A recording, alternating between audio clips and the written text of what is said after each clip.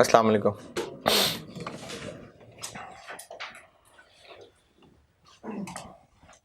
दुरूद शरीफ पढ़ना।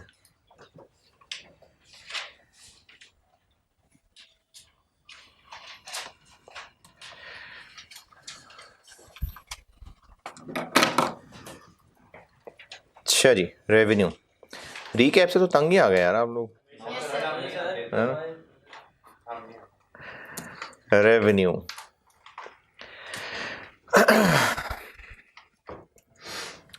पांच स्टेप्स हैं। चले फाइलें खोलने तक बता दूं ना।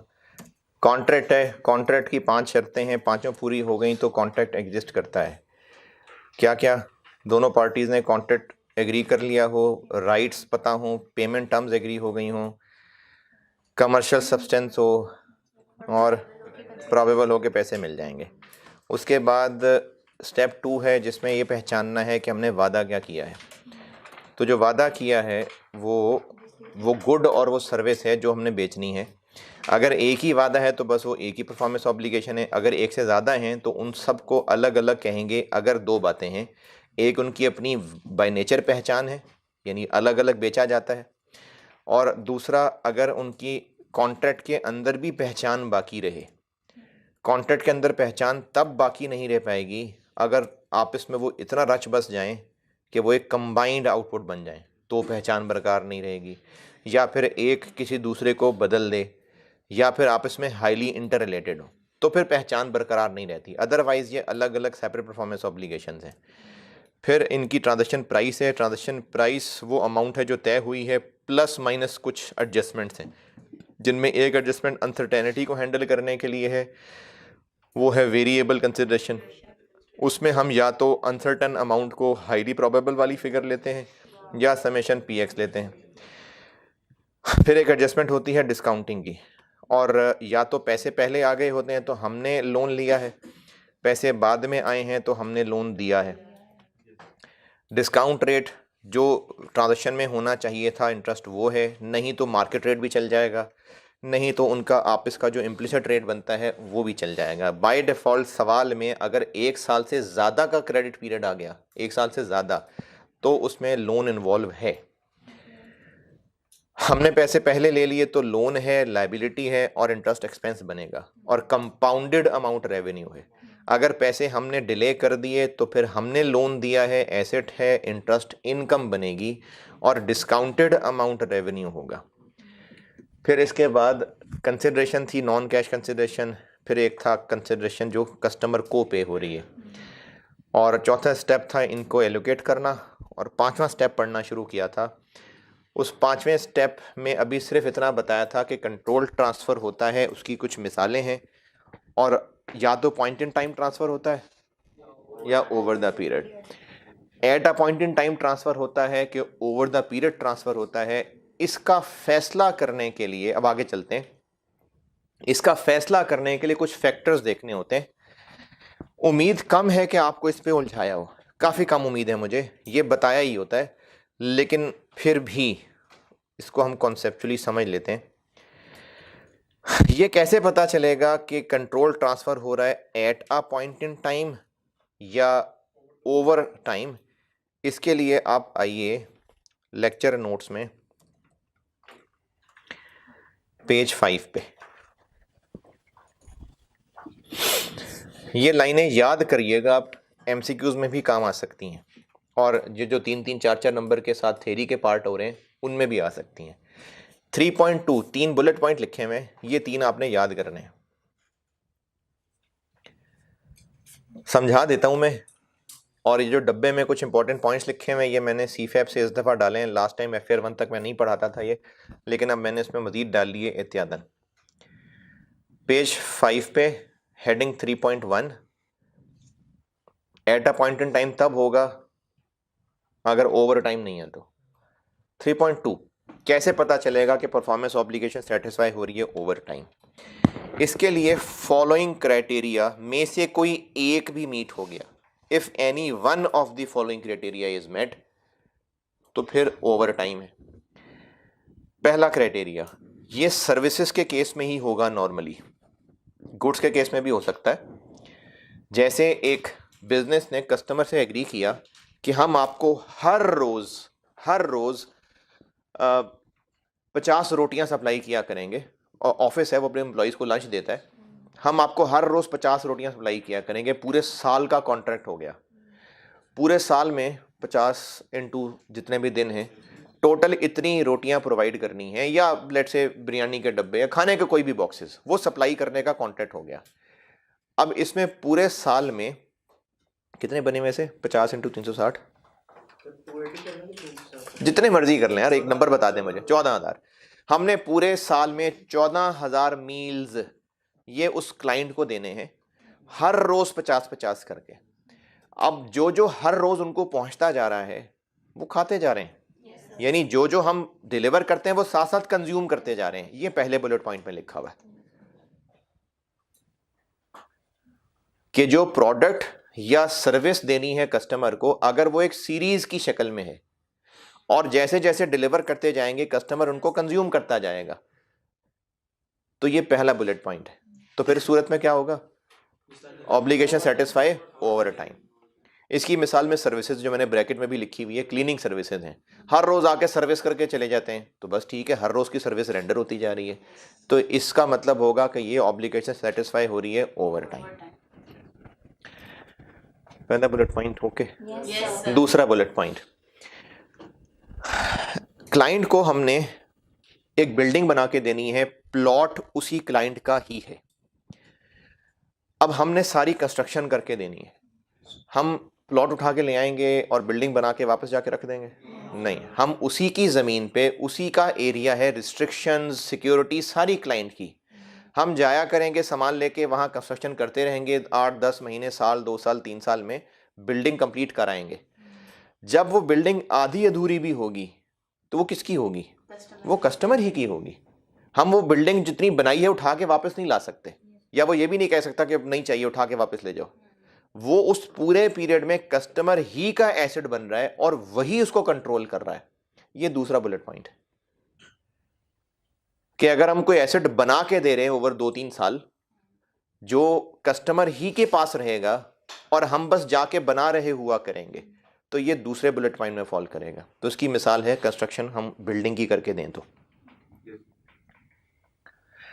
अच्छा, एक है कि अगर कस्टमर के पास वैसे फिजिकली पड़ा हो, जैसे फर्नीचर वो ऑर्डर पे बनवा रहा है, तो हम जाके उसी की ऑफिस प्लेस में फर्नीचर जाके बना, रोज जाते हैं लकड़ी के पीसेस लेके और सर्विस देके 2-4-6 महीने में हम फर्नीचर उसको पूरा बना दे आते हैं।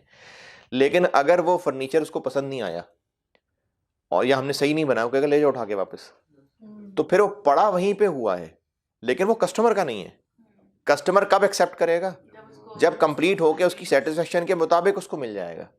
तो फिर ये दूसरी मिसाल नहीं थी। दूसरी मिसाल है उसी का एसेट है, उसी के पास रहेगा, और बीच में अधूरा छोड़ भी दिया तो वो अपने पास ही रखेगा, हमें नहीं कहेगा उठा के ले जाओ, ये उसी का ही होगा। अच्छा, इसी की एक और मिसाल बताता हूं। अगर कस्टमर के पास ही जाके हम फर्नीचर बना रहे हैं और उसी ने बस हमें कहा था हमें इस डिज़ाइन का फर्नीचर चाहिए, तस्वीरें दिखा दी, इस डिज़ाइन का फर्नीचर चाहिए, हम उसी के पास जाते हैं, सामान लेके वहीं जाकर वहीं बना के रोज़ काम आधा छोड़ के आ रहे होते हैं। अगर बीच में हमें जो हम बना रहे थे एक और अर्जेंट, अच्छा इस कस्टमर से तय था कि 3 महीने में बना के देंगे, जो वहाँ जाकर हम उसको फर्नीचर बना के दे रहे थे, कोई एक अर्जेंट ऑर्डर आया बड़ा ज़रूरी, और हमारे कस्टमर को 3 महीने से पहले, क्या बोला था मैंने, 3 महीने 4 महीने 3 महीने, उससे पहले कोई अर्जेंसी भी नहीं है, उसको बस 3 महीने में चाहिए। अगर बीच में कोई अर्जेंट ऑर्डर आया तो हम वहीं जो बना बनाया फर्नीचर आधा अधूरा था वो उठा के कहीं और ले जाएंगे, वहां पर उस अर्जेंट ऑर्डर को पूरा करके आएंगे, इधर लाके और सामान लाके फिर बनाना शुरू कर देंगे। कस्टमर को इस पर कोई एतराज नहीं हुआ। क्यों? उसको 3 महीने बाद फर्नीचर पूरा चाहिए। तो अब बेशक वो उसी की प्लेस पे बन रहा था, लेकिन क्या वो उसके कंट्रोल में था? नहीं। तो फिर ये दूसरा बुलेट पॉइंट इस मिसाल में नहीं फिट हो रहा। मैंने 2-3 मिसालें दी हैं, इस दूसरी मिसाल में दूसरा पॉइंट नहीं फिट हुआ, क्योंकि वो फर्नीचर उसके कंट्रोल में तो रहा ही नहीं, वो तो हमने उठा के किसी और को दे दिया, उसके लिए लाके और बनाना शुरू कर दिया, तो उसका तो कंट्रोल ही नहीं था, कंट्रोल ही हमारा था। तो इसकी मिसाल बेस्ट वही बनती है कि हम उसी की जगह पर एक बिल्डिंग बना के दे रहे हैं, और वो उसी ही की बिल्डिंग है, हम वो उठा के किसी और को नहीं दे सकते, वो उसी के कंट्रोल में ही रहेगी। ये दूसरी पॉइंट की मिसाल बनती जी। वो अलग बात है, वो उसका हक है, वो उसका हक है। लेकिन अगर हमसे वो मुतमईन नहीं हुआ तो फिर नहीं, पैसे बेशक नहीं देगा। वैसे तो पैसे देने ऐसे नहीं, पैसे ऐसे नहीं रोक लेगा वो, उसके लिए भी टर्म्स तय होंगी। बाकी बिल्डिंग का क्या करेगा? कोई और बंदा बाद में लाएगा, सारी बिल्डिंग बना के जीरो से काम शुरू करेगा? नहीं ना, वहीं से आगे चलेगा ना, कुछ चेंजेस करेगा। तो इसका मतलब वो बनी बनाई अधूरी बिल्डिंग उसी की है, क्लाइंट की।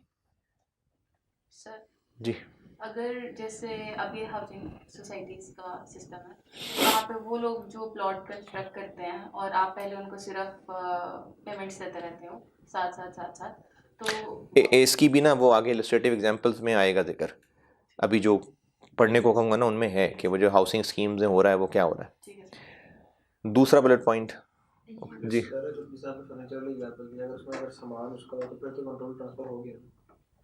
और वो कह रहा है कि ये सामान मैं आपको इसी के लिए दे रहा हूँ यहीं पर, हाँ फिर वो कंट्रोल उसी का है। यानी अगर हम अपनी मर्जी चला सकते हैं तो फिर हमारा कंट्रोल है, नहीं चला सक रहे तो फिर उसका कंट्रोल है।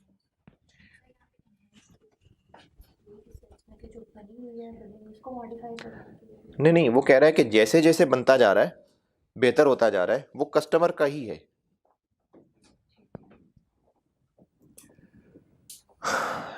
एज इट इज क्रिएटेड और एनहेंस्ड, बने बनाए को और बेहतर कर रहे हैं, तो जैसे जैसे हम करते जा रहे हैं वो कस्टमर ही का है। तीसरा, ये अभी जो मैंने मिसाल दी थी ये उससे मिलती जुलती ही मिसाल है कि कस्टमर की प्लेस पे जाके हम उसको एक स्पेशल किस्म की मशीन बना के दे रहे हैं। बेशक वो जो मशीन उसको बना के दे रहे हैं वो हम पे कोई जोर जबरदस्ती नहीं कर रहा, हम मशीन उठा के कहीं और ले जाए बेशक, लेकिन वो है ही उसी के काम की, वो मशीन है ही कस्टमर के काम की, हमारे काम की वो है ही नहीं। हम किसी और कस्टमर को बेच ही नहीं सकते, वो है ही कस्टमर का स्पेसिफिक डिजाइन। और उर्दू वाला, ये जरूरी है, उर्दू वाला और जितना काम हो चुका उसके ऊपर जो खर्चा हो चुका एज पर एग्रीमेंट, हमारा वो खर्चा प्लस रीजनेबल प्रॉफिट, पैसे लेने का हक भी बनता जा रहा है। ये मिसाल आखिरी दोबारा सुने, जो कस्टमर के पास हम काम करके दे रहे हैं उसको एक मशीन बना के दे रहे हैं, बहुत स्पेशल किस्म की मशीन है, AFC के पेपर चेक करने वाली, वो तो खैर सॉफ्टवेयर हो गया ना। तो हम चलो सॉफ्टवेयर बना के दे रहे हैं, कस्टमर को हमको बहुत स्पेशल डिज़ाइन का एसेट बना के दे रहे हैं। अगर वो कस्टमर नहीं लेता, वो एसेट मुकर जाता है बाद में, तो एज पर कॉन्ट्रैक्ट हमारा हक है कि जितना हमारा खर्चा लगा होगा प्लस रीजनेबल प्रॉफिट, ये ज़रूरी है, प्लस रीजनेबल प्रॉफिट। अगर हम उससे पूरा कर सकते हैं तो फिर ये ओवर टाइम। तीसरा बुलेट पॉइंट पढ़े ना, तीसरा bullet point, The entity's performance does not create an asset with an alternative use to entity। हम एंटिटी हैं, हम जो चीज बना रहे हैं वो हमारे किसी और काम की नहीं है, ये मतलब है इस बात का। And the entity has enforceable right to payment for performance completed to date। और ये अगले डब्बे में लिखा हुआ मैंने कि जो पेमेंट है ये कम से कम खर्चा प्लस रीजनेबल प्रॉफिट होनी चाहिए।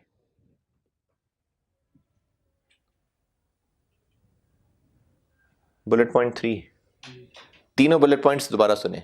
अगर हम कस्टमर को गुड्स या सर्विसेज दे रहे हैं और वो इस तरह की हैं कि इन तीन में से कोई एक बात में फॉल कर जाए तो ओवर टाइम है, और अगर किसी एक में भी फॉल ना करें तो at a point in time. At a point in time का मतलब है कि जब मुकम्मल हो जाएगी चीज और अब कस्टमर के हवाले होगी तो परफॉर्मेंस ऑब्लिगेशन सेटिस्फाई होगी, ये at a point in time का मतलब है। अब ये तीन क्या हैं जिनमें से कोई एक भी पूरी हो जाए? एक है कि हम कस्टमर को गुड्स या सर्विसेज साथ साथ डिलीवर करते जा रहे हैं और वो उनको इस्तेमाल करने के काबिल होता जा रहा है, तो फिर ये ओवर टाइम है। इसकी मिसाल हम कोई चीज़ जो सीरीज़ में दे रहे हैं, गुड्स भी हो सकती हैं जैसे मैंने खाने की मिसाल दी थी, सफाई की सर्विसेज भी हो सकती हैं, जिम सर्विसेज हो सकती हैं, तो वो हर रोज़ कस्टमर को सर्विसेज पहुंच रही हैं और उनको इस्तेमाल करता जा रहा है, तो ओवर टाइम है। ये पहला बुलेट पॉइंट है।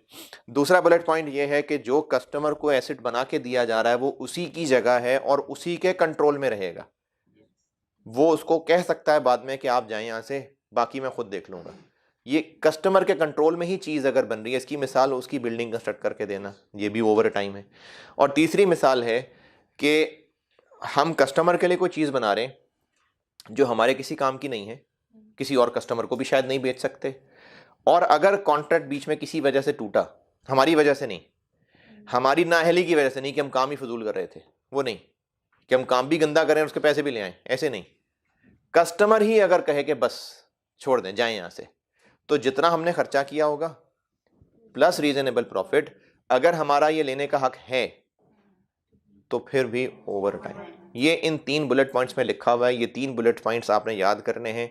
आपसे पूछा जा सकता है कि performance obligation satisfy over time होने का क्या क्राइटेरिया है, तो आप ये कहेंगे कि इन 3 में से एनी वन मीट हो जाए तो ओवर टाइम है, और ये 3 अंग्रेजी में लिख के दिखाएंगे।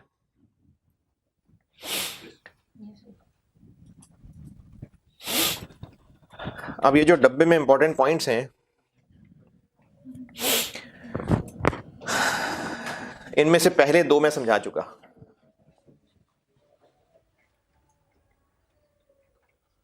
पहले 2 समझा दिए।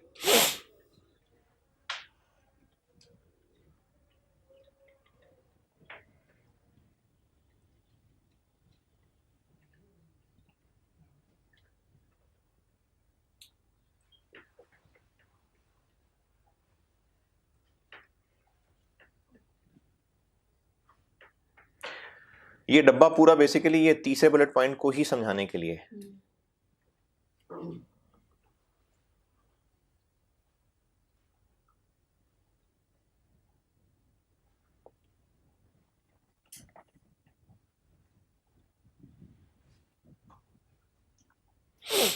पहले 2 बुलेट पॉइंट बस पढ़ लें।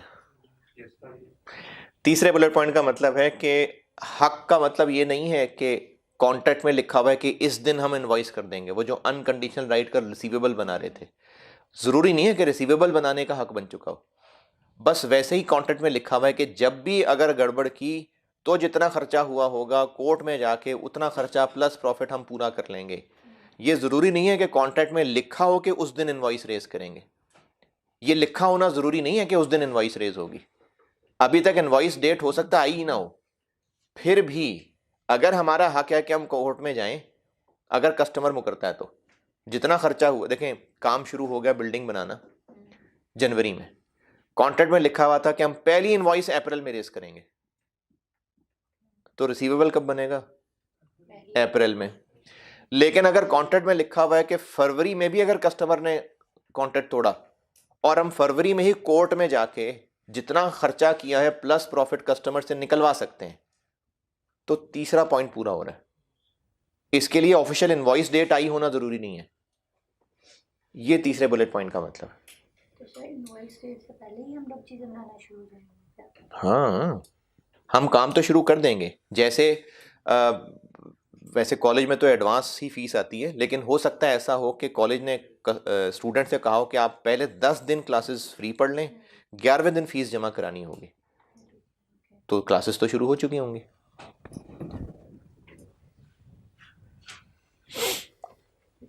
चौथे बुलेट पॉइंट का मतलब ये है,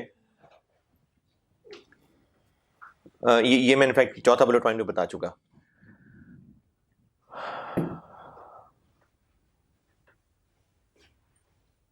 नहीं, चौथा बताता हूं। अगर कस्टमर मुकरता है तो कॉन्ट्रैक्ट में लिखा हुआ है कि कस्टमर नहीं मुकर सकता। अगर कस्टमर मुकरेगा तो हम कहेंगे नहीं तू बैठ, हम तुम्हें यहाँ मशीन बना के देंगे, हम उसे मशीन पूरी बना के देंगे, उससे पैसे लेंगे, मशीन उसके हवाले करेंगे, आप कहेंगे जाओ जो करना है कर लो। हमारा हक होगा कि हम उसको फिर भी एसेट पूरा बना के दें और उससे पैसे पूरे लें। उसके मुकरने के बावजूद भी अगर हम नहीं बाज आ रहे तो इसका मतलब हमारा हक है पेमेंट लेने का। ये चौथे बुलेट पॉइंट में लिखा हुआ। और 5वें बुलेट पॉइंट में लिखा हुआ है कि अगर हम इस तरह के कॉन्ट्रैक्ट्स पहले भी करते थे और नॉर्मली लोगों को माफ कर दिया करते थे, लेकिन हम बेशक माफ कर देते थे, हक तो है ना काम पूरा करने का, तो माफ कर देना हमारे इस हक को खत्म नहीं कर देगा। ये 5वें बुलेट पॉइंट का मतलब है।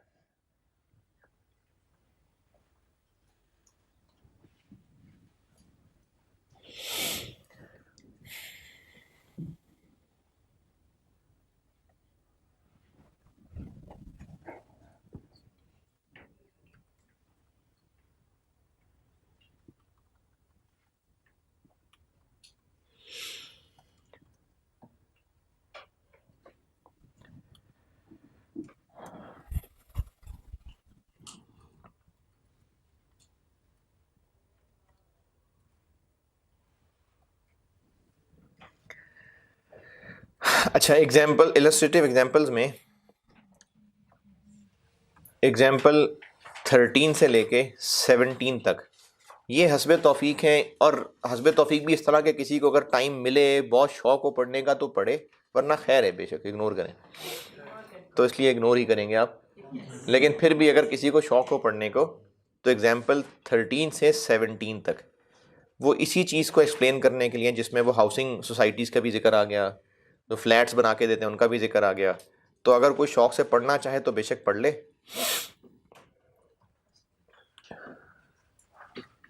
और इसमें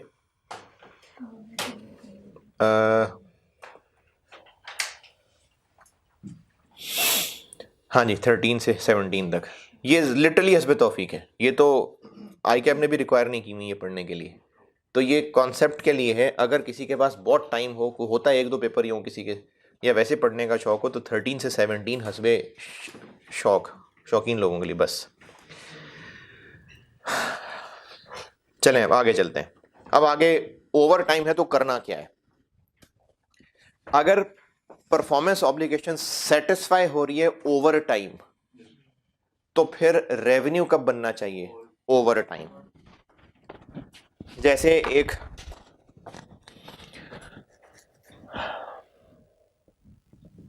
कॉन्ट्रैक्ट है, 3 साल में हमने किसी कस्टमर को बिल्डिंग बना के देनी है और इस काम के लिए टोटल प्राइस 300 मिलियन तय हुई है। तो 3 साल में हमने ये काम करना है और performance obligation satisfied over time है। अच्छा, ओवर टाइम है या at a point in time है, इसमें उलझाना आपके स्कोप में नहीं है। यानी ये आपके लिए इतना सेंसिटिव मसला नहीं है, आपको इसकी कैलकुलेशन पे ज़्यादा टेस्टिंग होगी। तो रेवेन्यू कितना बनना चाहिए? Over 3 years. अब वो ओवर 3 इयर्स कैसे होगा? 3 साल पे बांटेंगे? नहीं, देखना पड़ेगा कि परफॉर्मेंस ऑब्लिगेशंस कैसे होती है, किस पैटर्न से सेटिस्फाई होती है। जिस तरह डेप्रिसिएशन मेथड होते हैं, बुजुर्गों के बनाए हुए फार्मूले हैं, स्ट्रेट लाइन मेथड है, रिड्यूसिंग बैलेंस मेथड है, यूनिट्स प्रोड्यूस्ड मेथड है, आर्स मेथड है, ये सब फार्मूले बन गए। लेकिन इनमें से कौन सा मेथड यूज करना है, इसका फैसला कैसे होता है? यानी क्वेश्चन तो बताता है बेनिफिट पैटर्न। ये मैनेजमेंट ने सोचना होता है कि बेनिफिट पैटर्न क्या होगा, तो वो मेथड लिया जाता है जो इस बेनिफिट पैटर्न को रिफ्लेक्ट करता है। तो इसी तरह IFRS 15 ने मिसालों के तौर पे कुछ मेथड्स बता दिए। ये मैनेजमेंट ने फैसला करना है कि इनमें से कौन सा मेथड लेना है। किस चीज का मेथड? प्रोग्रेस परसेंटेज कैलकुलेट करने का मेथड। मैं आपको 2 स्टेप में बात बता रहा हूं। पहले बता रहा हूं कि अगर प्रोग्रेस परसेंटेज दी हुई है तो रेवेन्यू कैसे बनाना है। दूसरी बात, प्रोग्रेस परसेंटेज कैलकुलेट करनी पड़े तो कैसे कैलकुलेट होनी है। ये 2 अलग अलग बातें हैं। रेवेन्यू हमने बनाना है over 3 years, performance obligation satisfied over time, तो ओवर 3 इयर्स ना। कैसे? जैसे जैसे परसेंटेज प्रोग्रेस होती जा रही होगी। इसमें 2 बातें सीखने वाली हैं कि वो परसेंटेज प्रोग्रेस अगर गिवन है तो उसको इस्तेमाल करके रेवेन्यू कैसे निकालना है, और दूसरी बात सिखानी ये है कि अगर वो प्रोग्रेस परसेंटेज गिवन नहीं है तो कैलकुलेट कैसे करनी है। ठीक है, ये 2 बातें अलग अलग हैं। पहले मैं पहली बात बताता हूं। समहाउ मैनेजमेंट ने कैलकुलेट कर लिया कि जब पहला साल खत्म हुआ था तो प्रोग्रेस 25% हो चुकी थी, यानी परफॉर्मेंस ऑब्लिगेशन 25% सेटिस्फाई हो चुकी थी। जब दूसरा साल गुजरा तो ये 80% हो गई थी। अच्छा, 80 और 25 तो ये तो 100 से ऊपर निकल गया।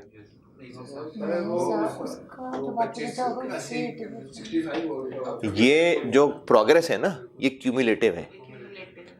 कि आपसे शुरू में कहा जी प्रोग्रेस कोर्स जी इतना हो गया, 3 महीने बाद कोर्स इतना हो गया, तो वो क्यूमुलेटिव चल रहा है ना।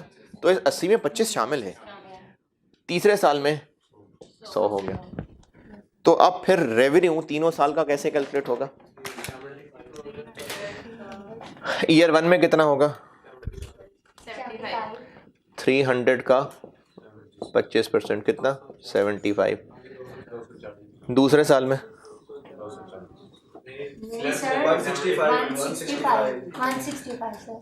अब 165 आप कैलकुलेट कर सकते हैं 300 का 3% माइनस 75 ऐसे भी, ऐसे भी कितना 165 5 या फिर 300 इंटू 80% माइनस 75 ऐसे भी कर सकते हैं, ऐसे भी कर सकते हैं, लेकिन ये गलत है, ऐसे ही करना है, वो गलत है। अच्छा वो ना कुछ क्लासेस पहले ना मैंने एक बात बोल दी थी, वो मुझे बाद में एहसास हुआ गलत बोल दी थी मैंने, वो अब ठीक करता हूँ। एक सवाल कर रहे थे जिसमें ऑन नेट कॉल्स और ऑफ नेट कॉल्स और मोबाइल सेट, उसमें ऑफ नेट कॉल्स में मैंने ये किसी स्टूडेंट के सवाल में कह दिया था कि 10,000 जो मिनट्स हमारा एस्टीमेट है, अगले महीने अगले क्वार्टर एस्टीमेट बदल गया तो हम रिमेनिंग को नए एस्टीमेट पे कर लेंगे। वो सॉरी गलती थी, रिमेनिंग को नहीं करते, ये क्यूमुलेटिव चलता है काम, ये काम ऐसे चलता है, वो रिमेनिंग वाली बात ठीक नहीं थी, ये काम क्यूमुलेटिव चलता है कि अब नए एस्टीमेट के मुताबिक टोटल कितना बनता है माइनस पहले कितना हो चुका है, वो रेवेन्यू बनता है। तो मैंने उस दिन शायद ये कह दिया था कि जितना रेवेन्यू बना लिया उसके बाद एस्टीमेट चेंज की तरह रिमेनिंग नहीं, ऐसे नहीं है। ये जो रेवेन्यू की कैलकुलेशन है ये क्यूमुलेटिव बेसिस पे चलेगी। तो जो ये तरीका है ये इसीलिए गलत है, क्योंकि अगर ईयर 2 में आके प्राइस चेंज हो गई होती तो ये तरीका गलत हो जाता। तो इसलिए जिस पहले साल जितनी परसेंटेज थी वो लगी, अगले साल क्यूमुलेटिव माइनस पिछला, और तीसरे साल क्या करें 300 पूरा माइनस 60, ये है 3 साल का रेवेन्यू।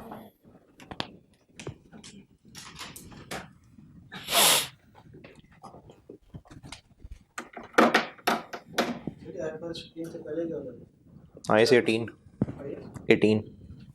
IAS 11, IAS 18 और मेरे ख्याल में कोई 2-3 इफ्रिक थे, वो सब हटा के तो ये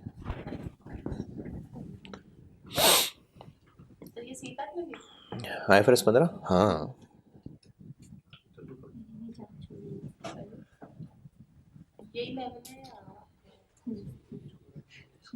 जो एग्जांपल्स, अब जैसे आपको जो इलस्ट्रेटिव एग्जांपल्स की फाइल दी है मैंने उसमें ऑलरेडी ज़्यादा डाली हैं, यानी आईकैप की एक लिस्ट है कि ये एग्जांपल्स हमने टेस्ट नहीं करनी है, मैंने उनमें से भी कुछ डाली हुई है अंडरस्टैंडिंग के लिए। तो अब वो जो इतनी सारी हैं जो कैफ में नहीं है वो सारी CFAB में है। लाइसेंसिंग एक बहुत मुश्किल चीज़ है इसमें, वो CFAB में है और बढ़ जाएगा लेवल। ये नोटेड। चलें और लिखें सवाल।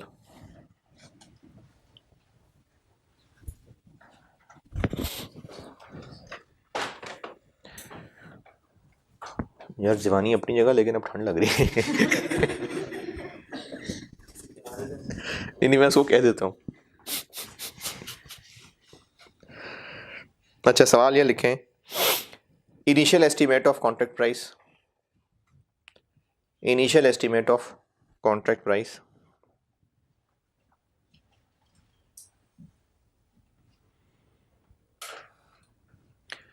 $500 मिलियन, कॉन्ट्रैक्ट पीरियड 3 years, वालेकुम सलाम। यार वो कोट लाई दो।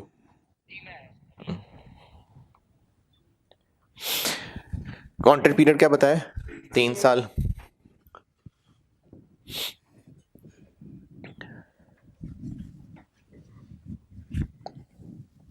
Progress stage,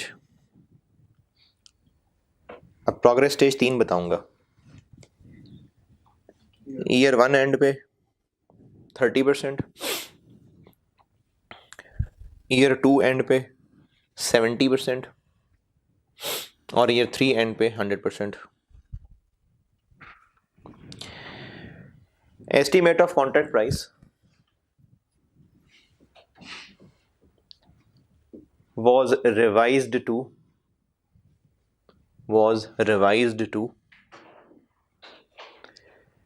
ji 540 million at end of year 2, 540 million at end of year 2 and 560 million at end of year 3. ये चेंज क्यों हो गया भाई? है ना, नहीं मॉडिफिकेशन तो नहीं पढ़ाई आपको भी, वो कल पढ़ाऊंगा इंशाल्लाह। मॉडिफिकेशन नहीं पढ़ाई अभी।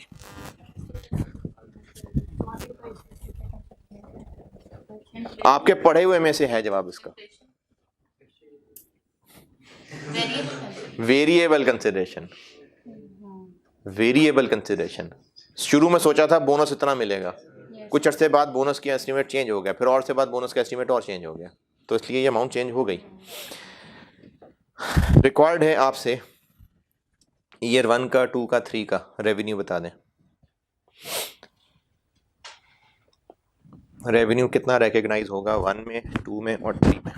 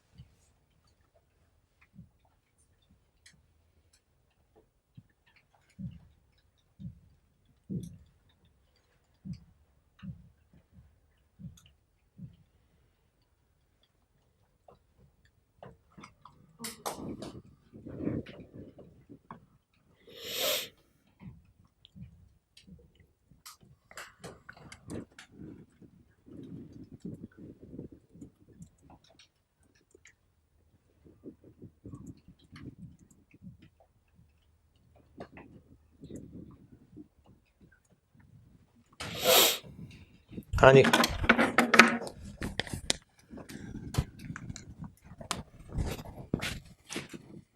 ईयर 1 का 500 पे 30%, 150। ईयर 2 में 540 पे 70 माइनस 150, और ईयर 3 में 560 माइनस 182।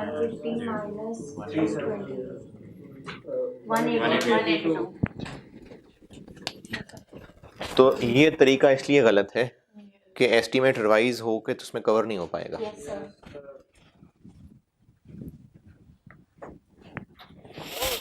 ये हो गया कि प्रोग्रेस को अप्लाई कैसे करना।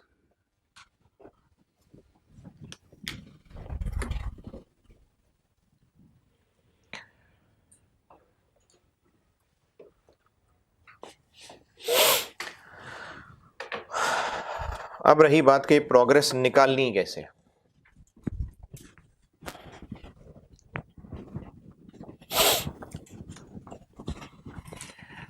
जिस तरह डेप्रिसिएशन के मुख्तलिफ मेथड होते हैं, तो इस प्रोग्रेस को कैलकुलेट करने के भी मुख्तलिफ मेथड्स हैं। कुछ इनपुट मेथड्स हैं, कुछ आउटपुट मेथड्स हैं। आउटपुट मेथड वो होंगे जो कस्टमर को भी नजर आ रहे होंगे, इनपुट मेथड होंगे जिनका कस्टमर को नहीं पता होगा। जैसे एक मेथड ये है कि अगर कस्टमर को हमने, जैसे वो मिनट्स वाला जो मैंने ऑफ नेट कॉल्स की बात की थी, हमने कस्टमर को 10,000 मिनट्स देने हैं अगर, और वो पहले क्वार्टर में 2700 मिनट्स यूज कर चुका,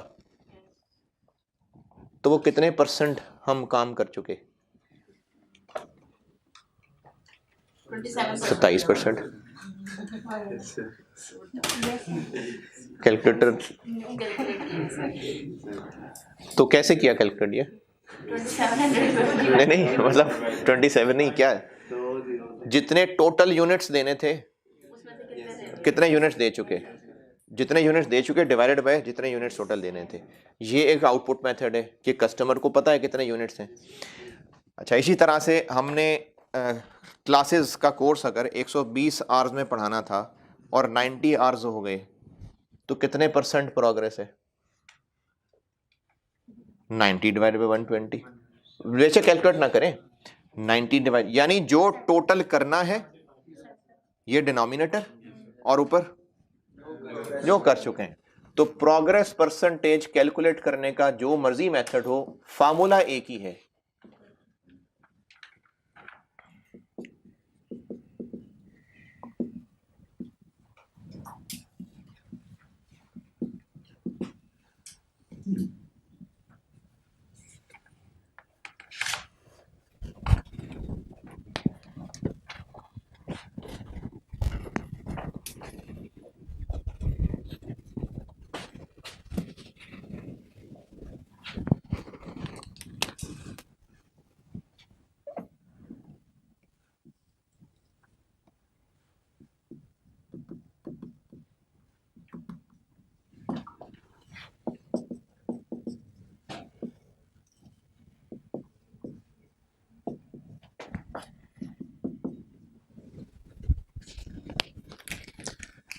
जिसको भी बेस रखना है, अगर यूनिट्स प्रोड्यूस्ड को बेस रखना है तो कॉन्ट्रैक्ट में जितने यूनिट्स प्रोड्यूस करने हैं और जितने यूनिट्स अब तक प्रोड्यूस कर चुके। अगर आर्स को बेस रखना है, पूरे कॉन्ट्रैक्ट में जितने आर्स लगेंगे, डिनोमिनेटर और न्यूमिनेटर जितने आर्स हो चुके हैं। अब इनमें अमाउंट रखी जा सकती है कि जितना टोटल खर्चा करना है, जितना खर्चा हो चुका है, जितनी टोटल प्राइस होनी है और जितनी प्राइस का अभी तक बिल कर चुके, जितने टोटल यूनिट्स रिपेयर करने हैं, जितने यूनिट्स रिपेयर कर चुके, जितने टोटल मशीन आवर्स लगने हैं, जितने मशीन आवर्स अब तक लग चुके। तो इनके लिए बेसिस कोई भी हो सकती है, फार्मूला यही है। पेज 5 बड़े से जो डब्बा बना है उसके नीचे लिखी हुई अंग्रेजी पढ़ लें, पेज के लास्ट सेंटेंस के अलावा। पेज 5 पे जो बॉक्स है इसके नीचे जो अंग्रेजी लिखी है ये पढ़ लें, आखिरी सेंटेंस के अलावा। हाँ, हम ये प्रोग्रेस किसी भी बेस पे कैलकुलेट कर सकते हैं। हो सकता है हम कहें कि जितना खर्चा टोटल हमने इस पे करना था, जितना हो चुका। अब ये कितना खर्चा करना था, कितना हो चुका है, ये क्लाइंट को नहीं पता। इसको इनपुट मेथड कहते हैं। जितने लेबर आवर्स हमने लेना था लेबर से काम और जितना अब तक ले चुके हैं, ये भी इनपुट मेथड है। अच्छा, तो फिर कौन सा मेथड लगाया जाए? जो प्रोग्रेस को बेस्ट मेजर कर रहा हो। ये नीचे लिखा हुआ अंग्रेजी में।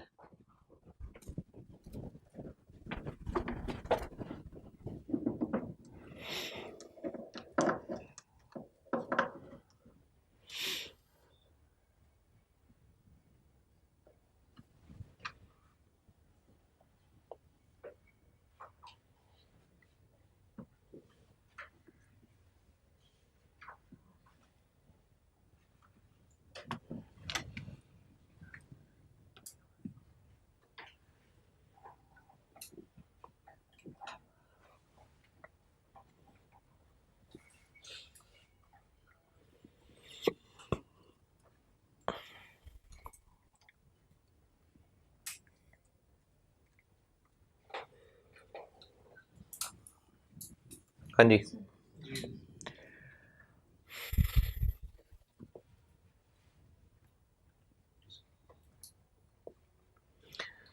अच्छा, लास्ट लाइन का मतलब ये है कि अगर काम अभी शुरू है और हम नहीं निकाल पा रहे कि कितनी प्रोग्रेस हो चुकी है, तो इसका तरीका ये है कि जितनी कॉस्ट इनकर हुई है उतनी ही अमाउंट के बराबर रेवेन्यू भी रिकॉर्ड कर लें।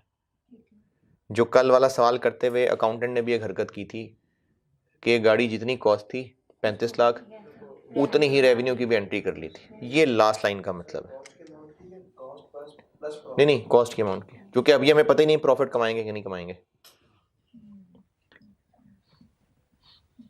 और ये सारी अंग्रेजी भी आपको याद रखनी है। ये आपसे पूछा जा सकता है कि परफॉर्मेंस ऑब्लिगेशन अगर सेटिस्फाई ओवर टाइम आने हो तो डिस्कस करें कि इसको कैसे रेवेन्यू बनाना है। तो ये जो लास्ट पैराग्राफ है इस पेज का, इस टेबल के नीचे जो कुछ है ये भी याद करना। यानी इस पेज 5 में से इस बड़े बॉक्स के अलावा बाकी सब याद करना है। स्टैंडर्ड में लिखा तो हुआ है, लेकिन ये बहुत फैला के लिखा होता है। अगर आप साथ साथ पढ़ रहे हैं और आपको लगता है कि हाँ ये सब मिल रहा है स्टैंडर्ड में, फिर ही फायदा है। अगर स्टैंडर्ड पेपर में अचानक खोलना है तो फिर ये सब, ये IFRS 15 पढ़ा है आपने? पढ़ा IFRS 15 पढ़ा? अच्छा, वाह यार। उसमें कुछ पैराग्राफ स्किप करके फिर दूसरी बार लिखी थी सर, लेकिन उसके शुरू के अंदर कंटेंट्स लिखे होते हैं ना, तो उसके कंटेंट से नहीं, इतना नहीं पता चलेगा उससे। वो स्टैंडर्ड में बहुत फैली बातें लिखी होती हैं जो आपके लिए मैं नोट्स में समेटता हूँ। तो अगर पढ़ा होगा तो पेपर में काम आएगा, नहीं पढ़ा होगा तो पेपर में काम नहीं आएगा। चलिए ठीक है। अच्छा, क्या फायदा हुआ स्टैंडर्ड पढ़ने? मैं तो सारे टेस्ट स्टैंडर्ड के देते थे टेस्ट। नहीं, फायदा क्या हुआ? काफी फायदा होता है सर। एक तो जब आप कोई MCQ कर रहे होते हो ना, तो जो आपको कंफर्म हो जाता है। ठीक है। उसके बाद जब स्पेशली वो जो IAS 37 वाली प्रोविजंस वाले थे और एक सर IAS 10 वाला था, उसके अंदर भी जो चीजें आप एक कॉन्सेप्चुअली क्या फायदा होता? कंसेप्चुअली तो आ जाती है समझ, यही लिखा होता है जो आपने आप अपने नोट्स में चीज़ें होती हैं उन्होंने फैला के लिखी होती हैं और आपने उसका एक उसको Summarize समेट कर के कॉन्फिडेंस बढ़ता है कि मैंने हाँ। ओरिजिनल स्टैंडर्ड भी पढ़ लिया। हाँ। यही फ़ायदे, वैसे तो खैर ये शुरू की बात थी, अब तो टाइम ही नहीं है, लेकिन असल में स्टैंडर्ड के यही फ़ायदे हैं कि एक तो आपका कॉन्फिडेंस बढ़ेगा कि ओरिजिनल स्टैंडर्ड से पढ़ लिया है, Yes. और दूसरा जो छोटी छोटी चीज़ें एमसीक्यूज़ में काम आ सकती हैं Yes. तो उनके लिए ये बहुत अच्छा है। नहीं, अगले फ्यूचर के लिए नहीं है, ये है FR2 के पेपर के लिए फ़ायदा, तो इसलिए फ़ायदा होता है। लेकिन अब अगर कुछ सोचे कि चलो मैं अब स्टैंडर्ड पढ़ता हूँ, अब नहीं, अब टाइम नहीं है, ये शुरू में ही टाइम फ़ायदा था। खोल के देख ले क्या चीजें कहाँ फेंकनी है। पता ही नहीं कौन सी बुक खोलनी है। अब जैसे वो एक दफ़ा मुझसे गलती हुई, मैंने ना ये क्लास में बताया नहीं था कि पार्ट ए है पढ़ने वाला। एक स्टूडेंट ने मुझसे पूछा कि सर, पुरानी बात है, 2017-18 की बात होगी, कि वो मैंने पढ़ा, उसमें तो बड़े अजीब अजीब वो लोगों के नाम लिखे हुए हैं और किसने क्या किया। तो जब मैंने उसकी बात पे गौर किया तो वो तो पार्ट बी और पार्ट सी पढ़ता रहा है, तो वो मुझे बताना भूल गया था कि पार्ट ए पढ़ना है। तो पता तो हो स्टैंडर्ड में पढ़ना क्या है, तो साथ साथ पढ़ा होगा तो फिर ही पता चलेगा। उस वक्त पेपर में खोल के नहीं अचानक पता चल जाएगा क्या कहाँ लिखा। अच्छा जी, page 5 done. Yes, sir. Page 6 के टॉप पे आए, पेज 6।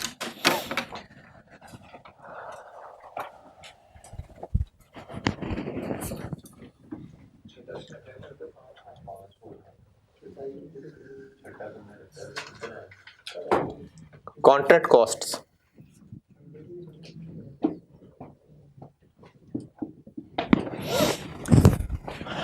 प्रोग्रेस मेजरमेंट और प्रोग्रेस का इस्तेमाल डन। कॉन्ट्रैक्ट कॉस्ट्स, ये जो कॉन्ट्रैक्ट कॉस्ट हैं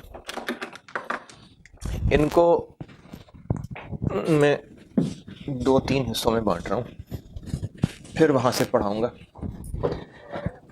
बिजनेस के जो खर्चे होंगे, है जी, हाँ, कुछ हैं प्री अवॉर्ड, या इसको मैं प्री अवॉर्ड की बजाय ये कह लेता हूँ कि प्री कमेंसमेंट, चलें ऐसे कह लेते हैं, और एक पोस्ट कमेंसमेंट है। कमेंसमेंट यानी काम शुरू कर देना, वो खर्चे जो काम शुरू, कॉन्ट्रैक्ट शुरू करने से पहले हो रहे हैं या जो कॉन्ट्रैक्ट शुरू करने के बाद हो रहे हैं। जो कॉन्ट्रैक्ट शुरू करने से पहले हो रहे हैं उनको फिर 2 हिस्सों में बांट रहा हूं। एक है जो, अच्छा सबने कॉस्ट पढ़ी हुई है या पढ़ रहे हैं? पढ़ रहे हैं, मतलब बगैर कॉस्ट वाला तो कोई नहीं है, ठीक है। नहीं, मुझे उम्मीद है ऑनलाइन में भी नहीं कोई बगैर कॉस्ट वाला होगा। कुछ खर्चे होंगे जो इस कॉन्ट्रैक्ट के हवाले से देखेंगे तो इररेलेवेंट होंगे, और कुछ होंगे जो रेलेवेंट होंगे। यानी वो खर्चा जो कॉन्ट्रैक्ट मिलता या ना मिलता वो इन एनी केस होना था, और वो खर्चा जो कॉन्ट्रैक्ट मिला है तो होगा, नहीं मिलता तो ना होता। जैसे अगर हमने कस्टमर के साथ निगोशिएशन करने जाना है, उस निगोशिएशन में फिर तय होना है कि हमें कॉन्ट्रैक्ट मिल रहा है कि नहीं मिल रहा, तो उस जाने का जो ट्रैवल खर्चा है, हम अभी कस्टमर से निगोशिएट करने जा रहे हैं, अभी कॉन्ट्रैक्ट नहीं मिला हमें, जा हम कस्टमर से कॉन्ट्रैक्ट के लिए ही रहे हैं, लेकिन अभी डिस्कशन होनी है, अभी एग्री होगा फिर वो कॉन्ट्रैक्ट साइन होगा। हो सकता है झगड़ा हो जाए और कॉन्ट्रैक्ट ना हो, तो वो जो ट्रांसपोर्ट का खर्चा है वो इररेलेवेंट है। लेकिन जो हमने अपने एजेंट को कमीशन देना है या कॉन्ट्रैक्ट मिलने के बाद जो पार्टी करानी है, वो है कि कॉन्ट्रैक्ट मिलेगा तो खर्चा होगा, नहीं मिलेगा तो नहीं होगा। तो ने 2 अलग हिस्सों में बांट दिया, और इसको भी मैं 2 हिस्सों में बांट रहा हूं। वो खर्चा जो किसी और IS में फॉल कर जाएगा,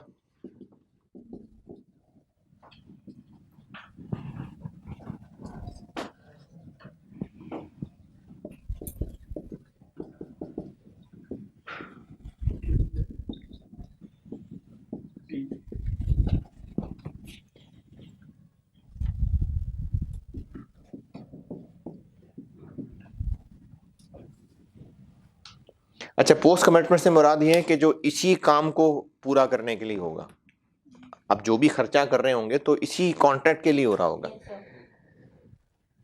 वो खर्चा जो किसी और आईएस में फॉल कर रहा है। जैसे हमें इस बिल्डिंग को बनाने के लिए क्रेन खरीदनी पड़ेगी, तो वो क्रेन तो फिर पीपी ही है। हमें इसी के लिए कोई और बिल्डोजर वगैरह खरीदना पड़ेगा, वो तो फिर आईएस 16 है। हमें और कोई चीजें कंज्यूमेबल आइटम खरीदनी पड़ेंगी, लेकिन जब तक वो स्टोर में पड़ी होंगी तो वो तो आईएस 2 है।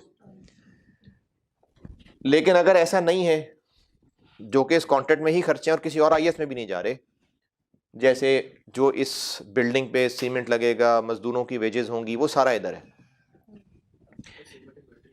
है जो लग रहा है लग गया, जो पड़ा रह जाएगा वो यहां ले जाएंगे ना, ये फॉरेन एक्सपेंस बन जाएगा। ये दोनों कॉन्ट्रैक्ट एसेट के नाम से, कॉन्ट्रैक्ट एसेट के नाम से एक एसेट क्रिएट होगा, जिसके लिए कॉन्ट्रैक्ट वर्क इन प्रोग्रेस का अकाउंट भी इस्तेमाल हो रहा होता है। जी देखें, पोस्ट कमिटमेंट में उसको कह रहा हूं जो इस कॉन्ट्रैक्ट को पूरा करने के लिए जरूरी खर्चा है, जो इस कॉन्ट्रैक्ट को पूरा करने में खर्चा करना होगा।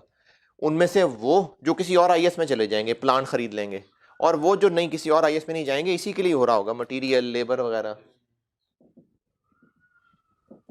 Labour, overheads.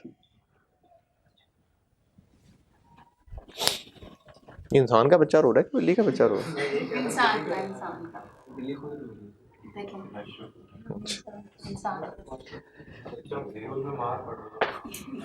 जो खर्चा इररेलेवेंट है, इररेलेवेंट का मतलब है कि जैसे मैंने मिसाल दी है कि ट्रांसपोर्ट, ट्रैवल करना, क्लाइंट तक जाना, एडवर्टाइज करना, वो फॉरेन एक्सपेंस बन जाएगा।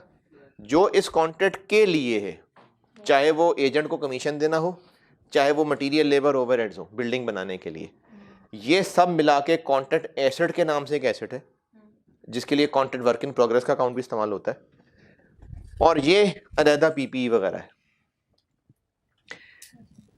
इसको कॉस्ट ऑफ सेल कब बनाएंगे? जी जी जी, जब इनका रेवेन्यू, जिस पैटर्न से रेवेन्यू बन रहा होगा, उसी पैटर्न से ये खर्चा कॉस्ट ऑफ सेल बन रहा होगा। ये फॉरेन एक्सपेंस, ये अपने रेलेवेंट आईएस में जाएंगे। अच्छा, प्लांट खरीद लिया तो प्लांट तो यहां जाएगा, लेकिन उसकी डेप्रिसिएशन यहां आएगी। तो जो प्लांट चला गया आईएस 16 में, उसकी डेप्रिसिएशन यहां आएगी, और ये दोनों मिला के ये सब कॉन्ट्रैक्ट वर्क इन प्रोग्रेस के अकाउंट में डलेगा। और जिस पैटर्न से जब रेवेन्यू बनेगा, तब इसमें से कॉस्ट ऑफ सेल बनेगी। ये पेज 6 के टॉप पे जो टेबल है, ये सारा पढ़ लें।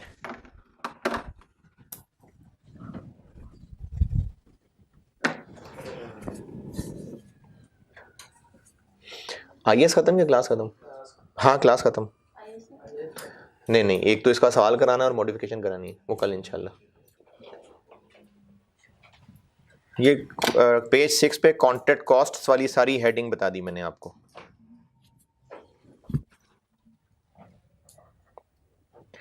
इसका कल सवाल और कराता हूं इंशाल्लाह, और मॉडिफिकेशन कराता हूं।